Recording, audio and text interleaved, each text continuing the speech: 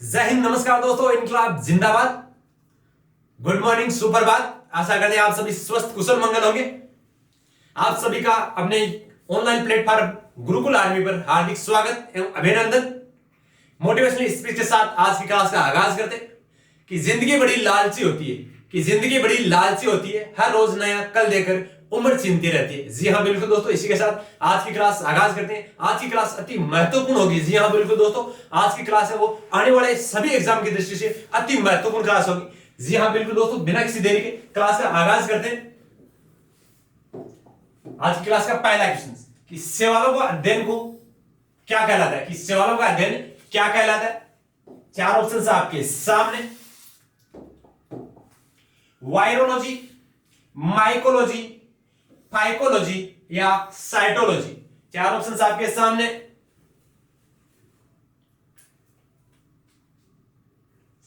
जल्दी से comment section में छाप दीजिए। आज की क्लास अति महत्वपूर्ण होगी। जो क्वेश्चन आपको नहीं आता है नोटबुक में उतार लेना। अगर नोटबुक पास में नहीं है तो स्क्रीनशॉट लेना। देखते हैं कमेंट सेक्शन में। जी बिल्कुल, इसका राइट आंसर होगा फाइकोलॉजी। सेवलों का अध्ययन को क्या कहते हैं? फाइकोलॉजी। और वायरोलॉजी किसको कहते हैं? जिसमें वायरस का अध्ययन, वायरस का अध्ययन क्या होता है? वायरस का अध्ययन। ठीक है। माइकोलॉजी में किसका अध्ययन किया जाता है? जी बिल्कुल, इसका राइट आंसर होगा कवक। क्या होगा? कवक का अध्ययन माइकोलॉजी में किया जाता है। फाइकोलॉजी में सेवालों का अध्ययन। बचा क्या? साइटोलॉजी। तो साइटोलॉजी में किसका अध्ययन किया जाता है? जी बिल्कुल, इसका राइट आंसर होगा कोशिका का। किसका? कोशिका का। कोशिका का अध्ययन किया जाता है, उसको साइटोलॉजी कहते हैं। स्क्रीनशॉट ले लीजिए एक बार। जी बिल्कुल। अगला क्वेश्चन है कोशिका सिद्धांत किसने दिया था? कि कोशिका सिद्धांत है वह किसने दिया था? रदरफोर्ड, न्यूटन, जॉर्ज लेमेत्रे या स्लाइडेन और स्वान। साथ दीजिए एक बार राइट आंसर कमेंट सेक्शन में। कोशिका सिद्धांत किसने दिया था?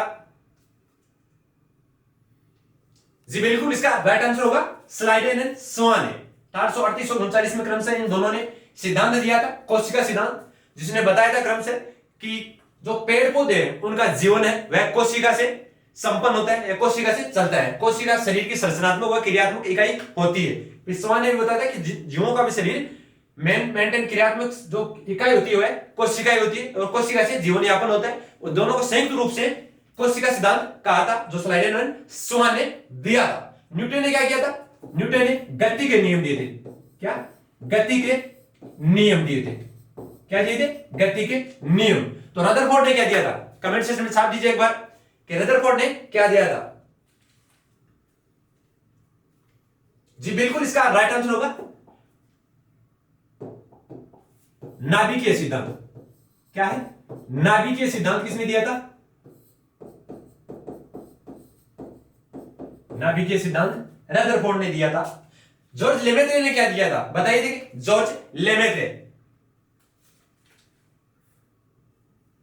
जी बिल्कुल, इसका राइट आंसर होगा बिग बैंग थ्योरी। क्या है? बिग बैंग थ्योरी या सिद्धांत मत मान सकते हो आप, या बिग बैंग थ्योरी के नाम से प्रसिद्ध थी, जिसमें 1927 में दिया था। खगोल विज्ञान से रिलेटेड था। जो खगोल विज्ञान है, किसे? खगोल विज्ञान से संबंधित था, जिसमें ब्रह्मांड के बारे में विस्तार से वर्णन किया गया था और 1927 में दिया था। कब दिया था? 1927 में ये दिया। ठीक है, स्क्रीनशॉट ले लीजिए एक बार जल्दी से। अगला क्वेश्चन कि विटामिन के की कमी से कौन सा रोग होता है? कि विटामिन के की कमी से कौन सा रोग होता है? छाप दीजिए कमेंट सेक्शन में। चार ऑप्शन आपके सामने, हीमोफीलिया, रतौंधी, रिकेट्स या बांझपन। चार ऑप्शन आपके सामने, देखते हैं। जी बिल्कुल, इसका राइट आंसर होगा आपका हीमोफीलिया। हीमोफीलिया क्या होता है? जो रक्त का थक्का नहीं बनता है। क्या होता है? रक्त का है वो थक्का नहीं बनता है। जैसा कि हमने पहले भी बताया था जब साइंस की क्लास हुई थी टॉप 13 में, रक्त का थक्का नहीं बनता, कहीं दुर्घटना या हो जाती है दुर्घटनावश एक्सीडेंट, उनमें जो कहीं एक्सीडेंट होने के बाद जो रक्त रुकता नहीं है एक्सीडेंट होने के बाद, तो वो किसके कारण नहीं रुकता? रक्त का थक्का नहीं बनता, जो विटामिन के की कमी के कारण होता है। ठीक है, रतौंधी क्या होता है? रतौंधी ये होता है विटामिन ए की कमी से। किसके कमी से? विटामिन ए की कमी से रतौंधी, जिसमें क्या होता है? रात को साफ नहीं दिखाई देता है। क्या है? रात को साफ दिखाई नहीं देता है, जिसका दूसरा नाम और है नाइट ब्लाइंडनेस। क्या है? Night blindness.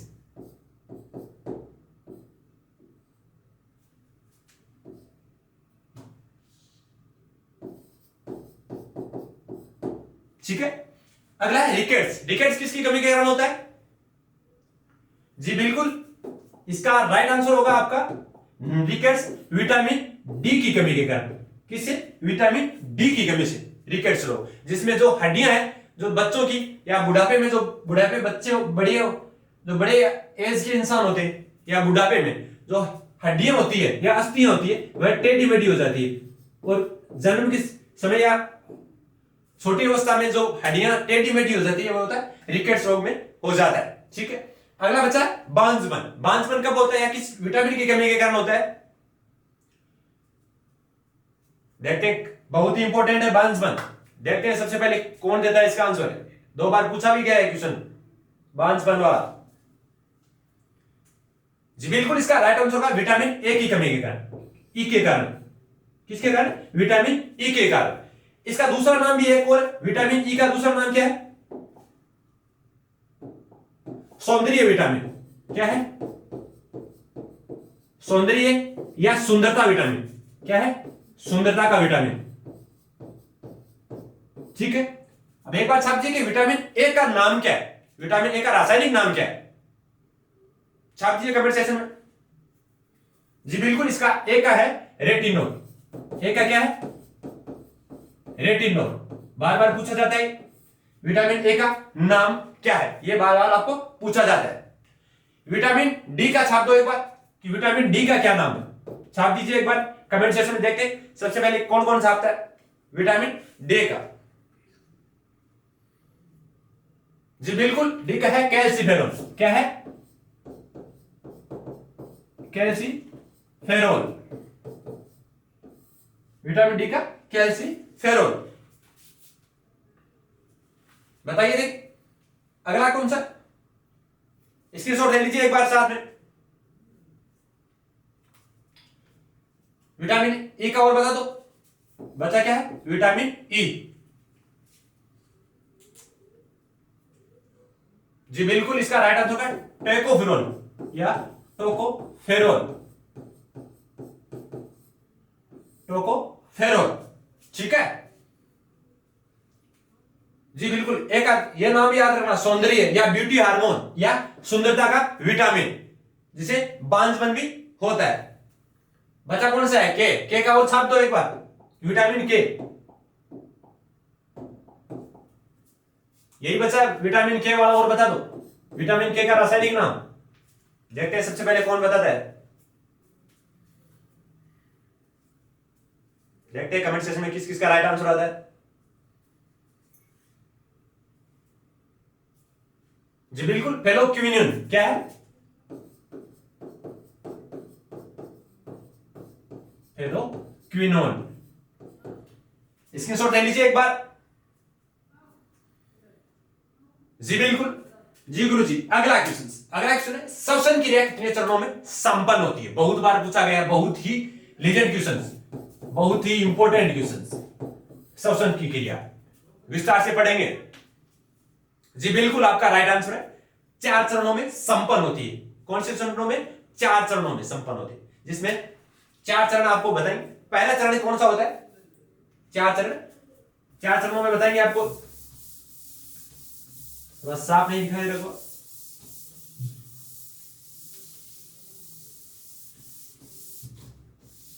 ठीक है, बताइए कितना हुए?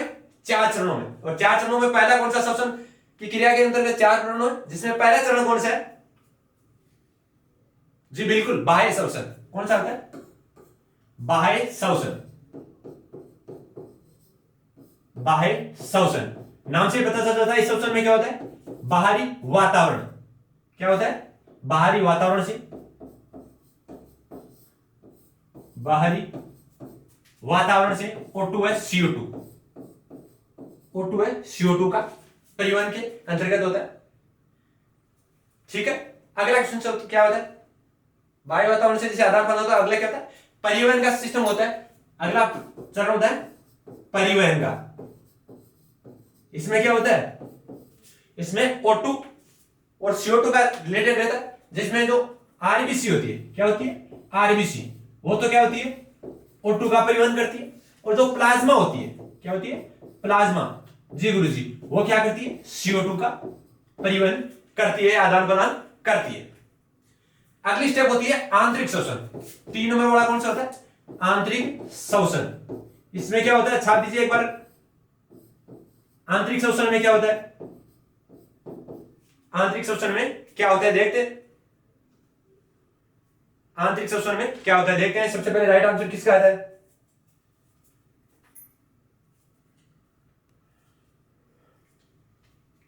जी बिल्कुल, रक्त व ऊतकरण। रक्त व ऊतकरण का मध्य आदान प्रदान होता है, आदान प्रदान की प्रक्रिया होती है। जी बिल्कुल। चौथा स्टेप बताइए देख कमेंट सेक्शन में किसका आता है? जी बिल्कुल, चौथा स्टेप होती है श्वसन। श्वसन प्रक्रिया या श्वसन की जो प्रक्रिया होती है उसके अंतर्गत श्वसन क्रिया होती है। श्वसन क्रिया या श्वसन, कोशिकीय श्वसन बोल सकते हैं इसको।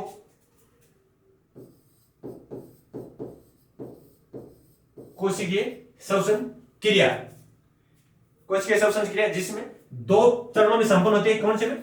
2 चरणों में संपन्न होती है। जी हाँ बिल्कुल दोस्त, कितनी होती है? 2 चरणों में संपन्न होती है। 2 चरण कौन कौन से होते हैं? पहला कौन सा होता है? ग्लाइकोलाइसिस का। कौन सा होता है? ग्लाइकोलाइसिस।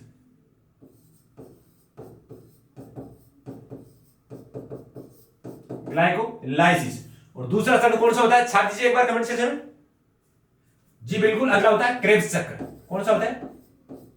क्रेब्स चक्र। ठीक है, पहला श्वसन, पहला कौन सा हुआ? बाह्य श्वसन, जिसमें बाहरी वातावरण से O2 CO2 का परिवहन। दूसरा कौन सा होता है? परिवहन, जिसमें आरबीसी वो O2 का संवहन और जो प्लाज्मा होती है वो है CO2 का परिवहन करती है। अगला है आंतरिक श्वसन। तीसरा होता है आंतरिक श्वसन। ठीक है, जिसमें क्या होता है? आंतरिक श्वसन में रक्त व ऊतक आपस में श्वसन की जो मध्य क्रिया होती है। और चौथा स्टेप होता है जो श्वसनीय या कोशिकीय श्वसन क्रिया होती है, जो 2 चरणों में संपन्न होती है। पहला चरण होता है ग्लाइकोलाइसिस का और दूसरा होता है क्रेब्स चक्र का। ठीक है, उतार लीजिए एक बार, छाप लीजिए। जी बिल्कुल, अगला क्वेश्चन कि फोटोन की खोज किसने की थी? कि फोटोन की खोज किसने की थी? अति महत्वपूर्ण क्वेश्चन, बहुत बार पूछा गया है। फोटोन की खोज किसने की थी? देखते हैं सबसे पहले इसका राइट आंसर कौन देता है। जी बिल्कुल, इसका राइट आंसर होगा आइंस्टीन ने। फोटोन की खोज किसने की थी? आइंस्टीन ने की थी। चैडविक ने किसकी खोज की थी? देखते हैं चैडविक ने खोज किसकी की थी। जे थॉमसन का छाप दो, गोल्डस्टीन का छाप दो, चैडविक का बताइए देखें। जी, न्यूट्रॉन की खोज किसने की थी? न्यूट्रॉन की खोज किसने की थी? चैडविक ने। ठीक है, जे थॉमसन ने किसकी खोज की थी? जे थॉमसन ने किसकी खोज की थी? जी बिल्कुल, इलेक्ट्रॉन की खोज किसने की थी? इलेक्ट्रॉन की खोज, जो बार बार पूछा जाता है, जिसे इसे प्रदर्शित करते हैं। गोल्डस्टीन ने किसकी खोज की थी? बताइए थे, गोल्डस्टीन की खोज किसने की थी? जी बिल्कुल, इसका राइट आंसर होगा प्रोटॉन। अब आपको कहीं यह भी दिखा होगा कि प्रोटॉन की खोज, जैसे आपने एक ट्रिक में उसमें बताया था कि ईंट पर नाच, ऐसा भी बताया था, जिसमें हमने प्रोटॉन की खोज रदरफोर्ड के द्वारा भी बताई। कई बुकों में आपको रदरफोर्ड भी देखने को मिलेगा। इलेक्ट्रॉन की खोज जे थॉमसन या थॉमसन होगी, प्रोटॉन की खोज रदरफोर्ड होगी, न्यूट्रॉन की खोज चैडविक हो गई। ईंट पर नाच कहीं पे ये देखने को मिलेगा और कहीं पे आपको गोल्डस्टीन को प्रोटॉन से खोज की थी। ठीक है, अगला क्वेश्चन, कैंडला किसका एसआई मात्रक है? बहुत ही महत्वपूर्ण, कैंडला किसका एसआई मात्रक है? छाप दीजिए कमेंट सेक्शन में। चार ऑप्शन आपके सामने, चुंबकीय फ्लक्स, ज्योति तीव्रता, दाब या कोण। कैंडला किसका एसआई मात्रक है? छाप दीजिए। देखते हैं सबसे पहले किसका राइट आंसर है। जी बिल्कुल, आपका राइट आंसर ज्योति तीव्रता का। कैंडला किसका मात्रक है? ज्योति तीव्रता का। और चुंबकीय फ्लक्स का मात्रक क्या होता है? चुंबकीय फ्लक्स का छाप दीजिए एक बार। बिल्कुल बिल्कुल, आपका राइट आंसर है वेबर। क्या है? वेबर। दाब किसका मात्रक, यह बता दीजिए। दाब का मात्रक, जी बिल्कुल, आपका राइट आंसर होगा पास्कल। क्या होगा? पास्कल। कौन बता दीजिए, कौन है, किसका है? जी बिल्कुल, रेडियन का। किसका है? रेडियन का। किसका है? रेडियन का। ठीक है, चुंबकीय फ्लक्स का मात्रक वेबर। कैंडला किसका है? ज्योति तीव्रता का। दाब किसका है? पास्कल का। और कोण किसका है? रेडियन का। ठीक है, इनको प्रदर्शित से अगर पूछा जाए तो कैंडले को पूछा जाता है बार बार, जो चुंबकीय फ्लक्स वाला सीडी से रिलेटेड इनको प्रदर्शित करते हैं।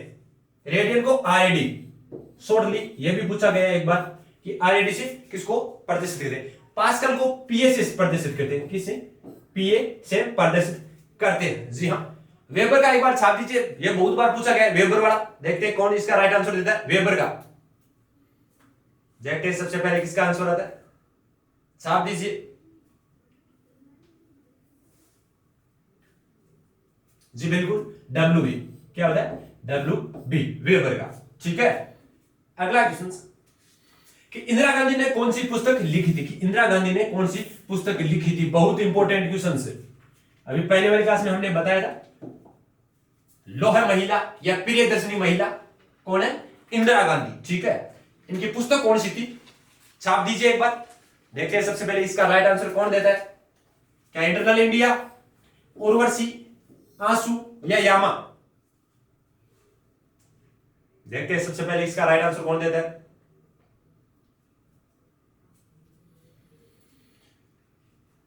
छाप दीजिए एक बार।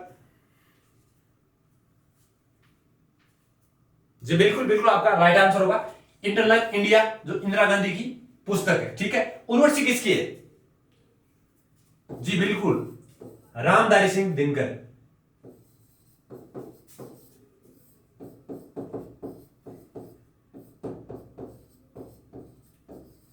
ठीक है, ओशो बता दीजिए, ये ओशो है वह किसकी है? छाप दीजिए कमेंट सेक्शन में। देखते हैं सबसे पहले कौन बताता है ओशो की। आंसू की बताइए, ये आंसू जो किसने लिखी थी, ये किसकी पुस्तक है? जी बिल्कुल बिल्कुल, आपका राइट आंसर है जयशंकर प्रसाद। क्या है? जयशंकर प्रसाद, जिसने आंसू पुस्तक लिखी थी। यामा का बता दीजिए एक बार, यामा का छाप दीजिए। यामा किसने लिखी थी? बिल्कुल बिल्कुल, आपका राइट आंसर है महादेवी वर्मा। क्या है? महादेवी वर्मा। एक बार और रिपीट कर लीजिए। इंदिरा गांधी की कौन सी थी? Internal India. उर्वशी किसकी थी? रामधारी सिंह दिनकर। आंसू किसकी थी? जयशंकर प्रसाद। यामा किसकी थी? महादेवी वर्मा।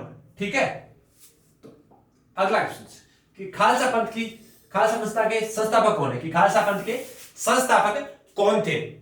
चार ऑप्शन आपके सामने। महर्षि गौतम, विनोबा भावे, गुरु गोविंद सिंह या अर्जुन, गुरु अर्जुन देव। चार ऑप्शन आपके सामने, छाप दीजिए एक बार कमेंट सेक्शन में।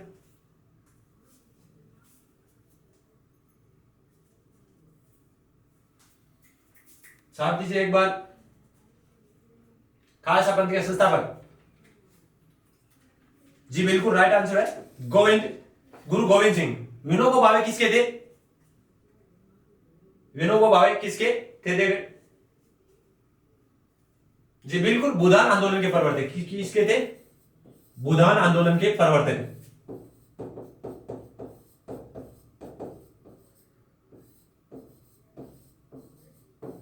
भूदान आंदोलन के प्रवर्तक थे। महर्षि गौतम, इनका संबंध किससे था? जी बिल्कुल न्याय दर्शन से। किससे था? न्याय दर्शन से। न्याय दर्शन से। और गुरु अर्जुन देव, गुरु अर्जुन देव बता दीजिए, देखिए छाप दीजिए गुरु अर्जुन देव। जी बिल्कुल स्वर्ण मंदिर। क्या है? स्वर्ण मंदिर का निर्माण। स्वर्ण मंदिर का निर्माण किसने करवाया था? गुरु अर्जुन देव ने। किसने करवाया था? गुरु अर्जुन देव ने। एक बार वापस देख लीजिए। महर्षि गौतम न्याय दर्शक, विनोबा भावे भूदान आंदोलन के प्रवर्तक, गुरु गोविंद सिंह वो किससे थे? खालसा पंथ से। और गुरु अर्जुन देव है वह किससे थे? स्वर्ण मंदिर से संबंधित थे। और न्याय दर्शन के संस्थापक कौन थे? महर्षि गौतम। उतार लीजिए एक बार, छाप दीजिए।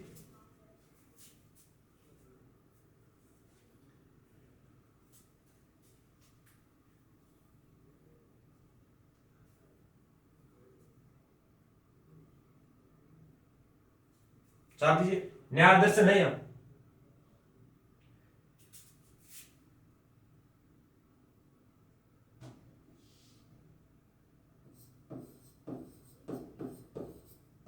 उतार लीजिए एक बार नोटबुक से। आज की क्लास अति महत्वपूर्ण होगी बिल्कुल।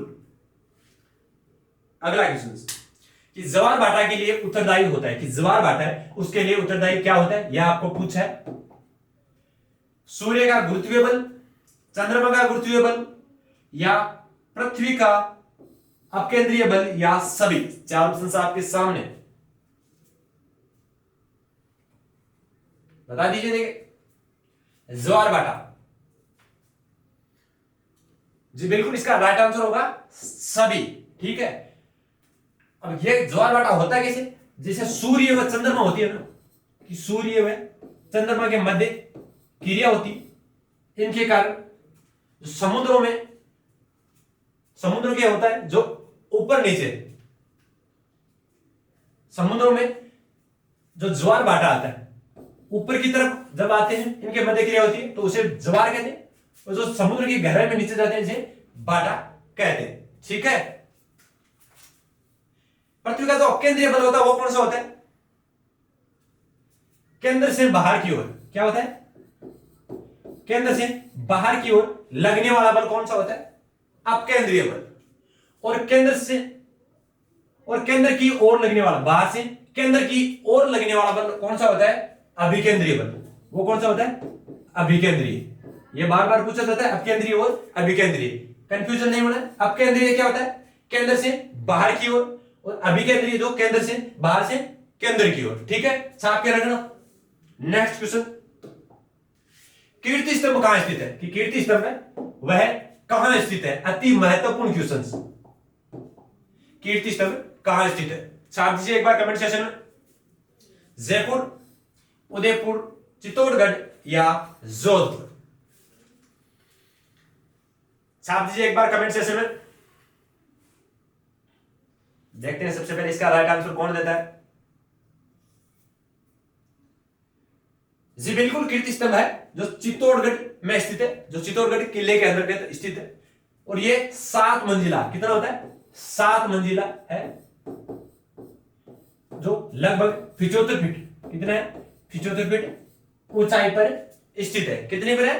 75 फीट ऊंचाई पर स्थित है। जी हां। जिसका दूसरा नाम क्या है? मेरु कनक प्रभा। क्या है?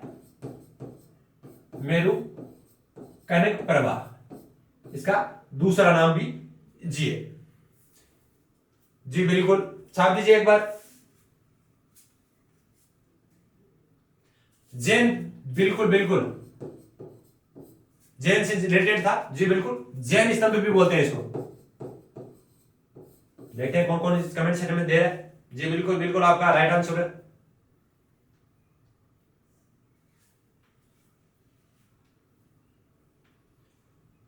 जी बिल्कुल बिल्कुल बिल्कुल, जी हाँ, ऋषभ देव। क्या था?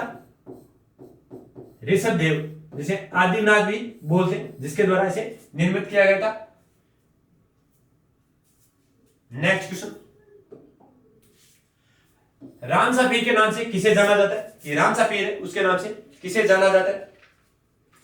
गोगा जी, पाबू जी, रामदेव जी या हड़बू जी? चार ऑप्शन आपके सामने। रामसा पीर के नाम से किसे जाना जाता है? जी बिल्कुल, इसका राइट आंसर होगा रामदेव जी। क्या है? रामदेव जी को रामसा पीर के नाम से जाना जाता है। जी बिल्कुल दोस्तों, इसके बाद आगे वाला, जिसे रामसा पीर भी बोलते हैं, क्या है? रामसा पीर, ठीक है, अलग से भी बोलते हैं रामसा पीर या रामसा पीर, एक साथ, ठीक है, रामदेव जी, ठीक है। एक तेजा जी है, तेजा जी का नाम क्या है? तेजा जी को भी धोलिया नाम से जाना जाता है, ठीक है। अगला क्वेश्चन, जी बिल्कुल, बगदाद किस नदी के किनारे बसा हुआ है? कि बगदाद वह किस नदी के किनारे बसा है? छाप दीजिए एक बार। शीन, हडसन, स्प्री या टाइग्रिस? चार ऑप्शन आपके सामने। बगदाद किस नदी के किनारे बसा है? छाप दीजिए एक बार।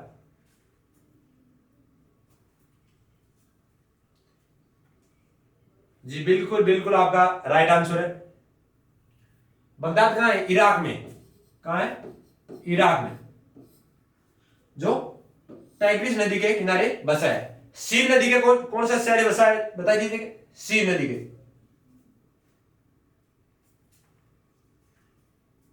जी बिल्कुल बिल्कुल, आपका राइट आंसर है पेरिस। सीन कौन सा? पेरिस। कहां पे? फ्रांस में। पेरिस कहां है? फ्रांस में स्थित है। अगला स्प्री का बता दीजिए। देखते हैं कमेंट सेक्शन में सबसे पहले कौन देता है। जी बिल्कुल बिल्कुल, बर्लिन। क्या है? बर्लिन, जर्मनी में। क्या है? जर्मनी में। हर्सन का बता दीजिए एक बार, हर्सन वाला। हर्सन, बिल्कुल बिल्कुल, न्यूयॉर्क। क्या है? न्यूयॉर्क। कहां पर? हर्सन में, यूएसए, ठीक है। अगला क्वेश्चन, रेगुर मिट्टी के नाम से किस मिट्टी को जाना जाता है? बहुत बार पूछा गया क्वेश्चन है, आने वाले एग्जाम की दृष्टि से आज की जो क्वेश्चन थे बहुत ही महत्वपूर्ण है। रेगुर मिट्टी के नाम से किसे जाना जाता है? लाल मिट्टी, काली मिट्टी, जलोढ़ मिट्टी या लेटराइट मिट्टी? छाप दीजिए एक बार। देखते हैं एक बार कौन। छाप दीजिए। बिल्कुल बिल्कुल, आपका राइट आंसर होगा रेगुर मिट्टी को काली मिट्टी के नाम से भी जाना जाता है। और काली मिट्टी के नाम से इसको ऐसे भी बोलते हैं कि कपास की रेत या कपास की मिट्टी, कपास की मिट्टी के नाम से भी इसको जाना जाता है, क्योंकि सर्वाधिक कपास होता है। क्या होता है? जो सर्वाधिक कपास होता है, सर्वाधिक कपास किसमें होता है? काली मिट्टी में होता है। जलोढ़ मिट्टी को दो नामों से जाना जाता है। छाप दीजिए एक बार। जलोढ़ मिट्टी दो प्रकार की होती है। जलोढ़ मिट्टी, छाप दीजिए एक बार। जी बिल्कुल, बांगर व खादार। बांगर व खादार, ठीक है।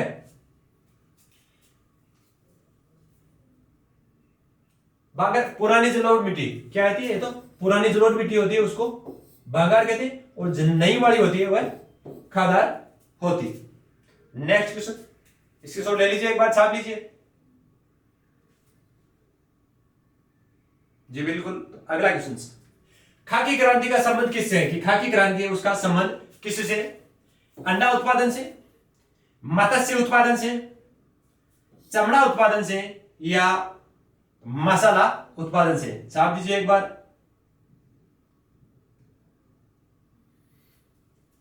देखते हैं सबसे पहले इसका राइट आंसर कौन देता है। बिल्कुल बिल्कुल खाकी है, जो चमड़ा उत्पादन से। खाकी क्रांति किससे संबंधित है? चमड़े उत्पादन से। मत्स्य उत्पादन किससे संबंधित है? छाप दीजिए, मत्स्य क्रांति या मत्स्य उत्पादन किससे संबंधित है? हमने बताया था एक बार, नीम। क्या था? नीम या मत्स्य। नीली क्रांति क्या होता? नीली क्रांति। अंडे उत्पादन का बता दीजिए एक बार। अंडे उत्पादन है वह किस क्रांति से संबंधित है, या क्या कहते हैं अंडे उत्पादन वाली क्रांति को? उसको बोलते हैं रजत क्रांति। क्या बोलते हैं? रजत क्रांति। ठीक है। मसाला उत्पादन वाला बता दो। मसाला उत्पादन छाप दीजिए एक बार कमेंट सेक्शन में कि मसाला उत्पादन को, मसाले वाला बता दीजिए एक बार कि मसाला उत्पादन। बिल्कुल, बादामी। कौन सी क्रांति है?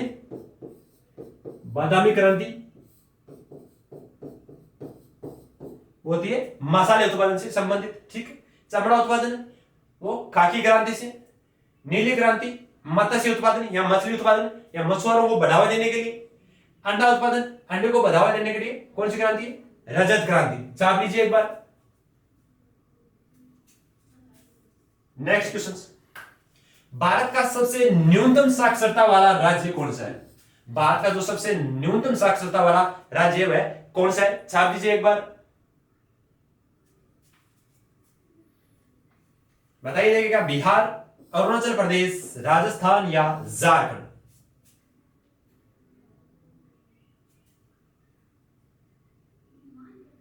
छाप दीजिए एक बार राइट आंसर। भारत का सबसे न्यूनतम साक्षरता वाला,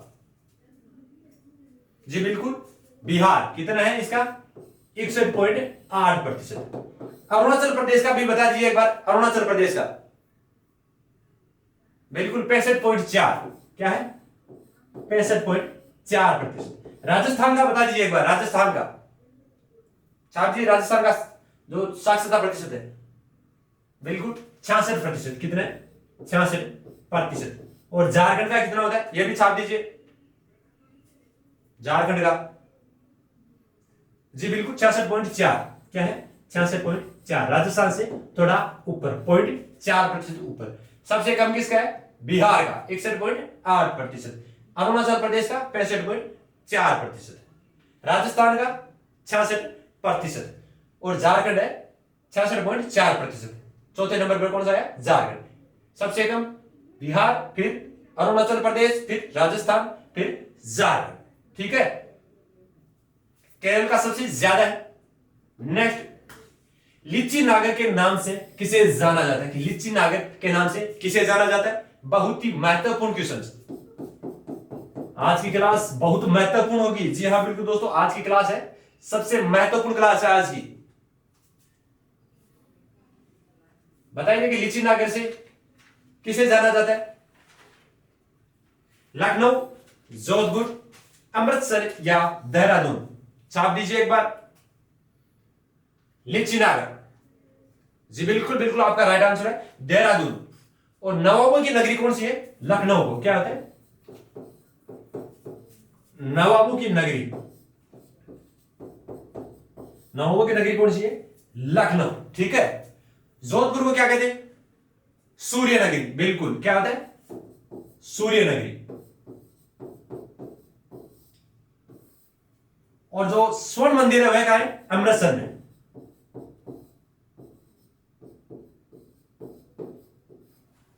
ठीक है।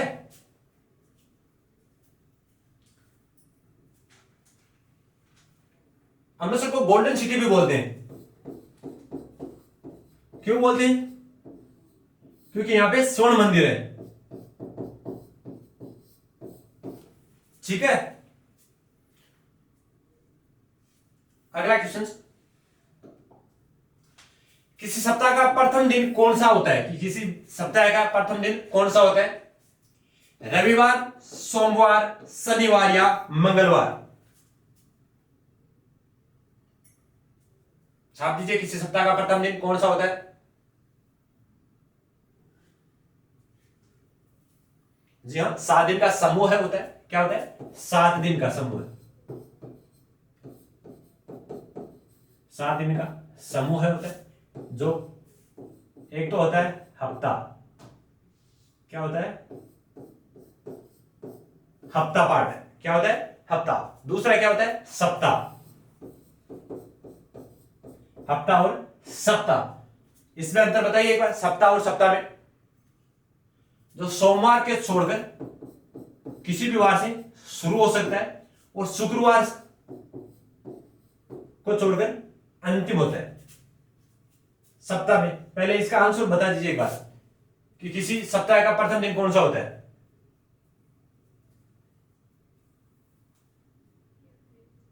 बिल्कुल सोमवार। और हफ्ता क्या होता है, जो सोमवार को छोड़कर किसी भी दिन से शुरू हो सकता है और शुक्रवार को एंड नहीं होता है, कि शुक्रवार को, रविवार को छोड़कर किसी भी दिन समाप्त हो सकता है। बिल्कुल आपका राइट आंसर है जी, बिल्कुल। ये बता दीजिए सप्ताह में क्या होता है, सप्ताह में, सप्ताह में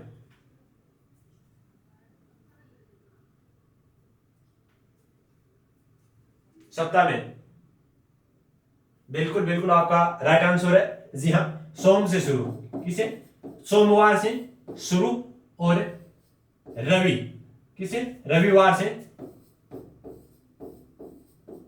रविवार पे खत्म होता है या अंत होता है, वह सप्ताह कहलाता है। नेक्स्ट 6, 8, 14, 26 और 46। तो आगे क्या होगा, एक श्रृंखला बचे चल रही है, एक श्रृंखला जिसमें पूछा गया है कि 6, 8, 14, 26, 46 का जो क्रम चल रहा है उसी हिसाब से अगली जो संख्या आएगी वह क्या होगी, यह आपको पूछा है। छाप दीजिए एक बार कमेंट सेक्शन में, देखते हैं सबसे पहले इसका राइट आंसर कौन देता है। रीजनिंग का बहुत ही महत्वपूर्ण क्वेश्चन जी, बिल्कुल श्रृंखला चल रही है। 6 और 8, इनके मध्य कितना का अंतर हुआ, 2 का। 8 और 14 का मध्य 6 का। 14 और 26 के मध्य 12 का। और 26 और 46 के मध्य 20 का। ठीक है, तो श्रृंखला इस हिसाब से तो चल नहीं रही, फिर इनके बीच और अंतर देखते हैं।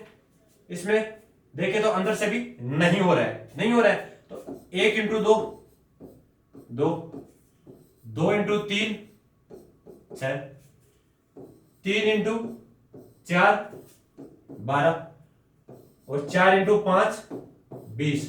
तो आगे यहां पे क्या होना चाहिए, 5 इंटू 6 30। ठीक है, 46 और 30 कितने हुए, 76। कितने हुए, 76। तो 76 किसमें, स ऑप्शन में, राइट ऑप्शन होगा स। अगला क्वेश्चन है कि हाल ही में कौन केंद्रीय जांच ब्यूरो सीबीआई के नए निदेशक बने हैं। इसमें ऐसा भी पूछ सकता है कि सीबीआई का पूरा नाम क्या है, केंद्रीय जांच ब्यूरो। ठीक है, जिसका नया निर्देशक अभी बना है हाल ही में, करंट का क्वेश्चन से बताइए। देखिए, प्रवीण दुबे, प्रवीण सूद, रजिया कौशिक या रामचरण मैया। 4 ऑप्शन आपके सामने, छाप दीजिए।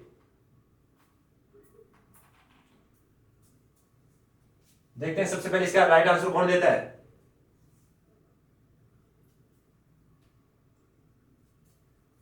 जी बिल्कुल बिल्कुल आपका राइट आंसर है, प्रवीण सूद को हाल ही में केंद्रीय जांच ब्यूरो सीबीआई के नए निदेशक बनाया है। जी हाँ बिल्कुल दोस्तों, सुबोध कुमार के जगह इसको अब बनाया।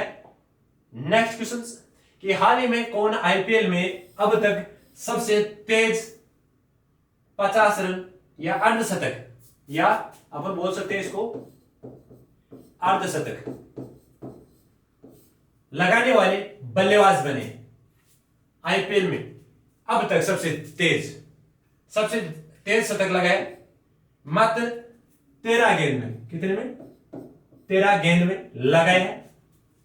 किसने लगाया यह पूछा, केएल राहुल, यशस्वी जायसवाल, पैट कमिंस या सुनील नारायण। जी बिल्कुल बिल्कुल आपका राइट आंसर है यशस्वी जायसवाल, जिन्होंने 13 गेंद में अर्धशतक लगाया। इससे पहले केएल राहुल ने भी एक बार लगाया था शतक, अर्धशतक, वो था 14 गेंद में। पैट कमिंस ने भी 14 गेंद में लगाया था और सुनील नारायण ने एक बार 15 गेंद में लगाया था। ठीक है, यशस्वी जायसवाल जो अभी राजस्थान रॉयल, किसे, राजस्थान रॉयल टीम से ओपनर है।